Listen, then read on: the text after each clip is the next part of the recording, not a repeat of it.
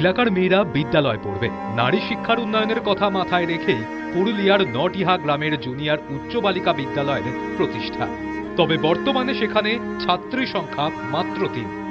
বিদ্যালয়ে তাদের দেখা পেতেও শিক্ষিকাদের অনেক সাধ্য সাধনা করতে হয়।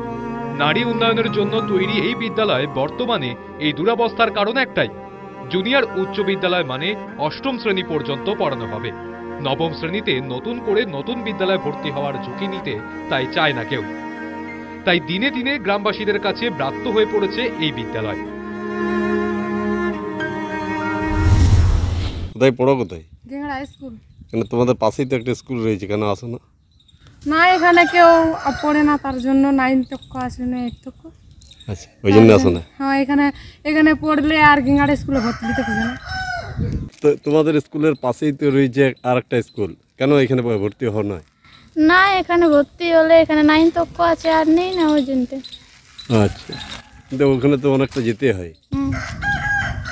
বেশি না, একটু গেলেই তো হয়। ছাত্রীর অভাবে বিদ্যালয়ে কার্যত মাছি তাড়ান শিক্ষিকারা। পড়াতে এসে বসে থেকে ফিরে যাওয়া এক প্রকার যেন শাস্তি হয়ে উঠেছে তাদের কাছে। এটা যেহেতু মানে গার্লস স্কুল আর কি, তো ছাত্রী আছে 3 জন ছাত্রী, আর আমরা 2 জন টিচার। যে খাতায় কলমে 3 জন আর কি, আপনি কোনো দিনই তাদেরকে পাবেন না, খুব কম তারা আর কি। মানে হয়তো কোনো স্কুল ড্রেস দেওয়ার থাকলো, তখন হয়তো বারবার আমি হয়তো 10 বার ফোন করি যে বাবা স্কুল ড্রেসগুলো এসে গেছে, এসে নিয়ে যাবি, তখন হয়তো আসে, এসে একদিন নিয়ে যায় আমাকে দয়া করে আর কি। কষ্ট মানে তো বুঝতেই পারছেন, আমার তো মনে হয় পড়াশোনা ভুলে যাবো আর কি। মানে পুরুলিয়ায় কেন, এখন সারা ওয়েস্ট বেঙ্গলে বেশ কিছু স্কুল আছে যারা লো মানে এনরোলমেন্ট যাদের আর কি, তো সেই সমস্ত প্রত্যেকটা টিচার আমার মতো সেই কষ্টেই আছে আর কি। জব সার্টিফিকেশন নেই বলতে পারেন আর কি। গোটা একটা বিদ্যালয় খাঁ খাঁ করছে, না আছে কোনো ছাত্রী, না আছে প্রশাসনের কোনো গরজ। জুনিয়র উচ্চ বিদ্যালয় হলেও সেখানে সমস্ত বিষয় পড়ানোর জন্য শিক্ষিকার সংখ্যা মাত্র 2।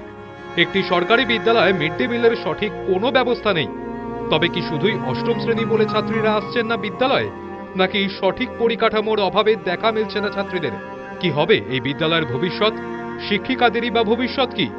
প্রশ্ন আছে অনেক, তবে উত্তর খোঁজার দায় নেই কারোরই। News time.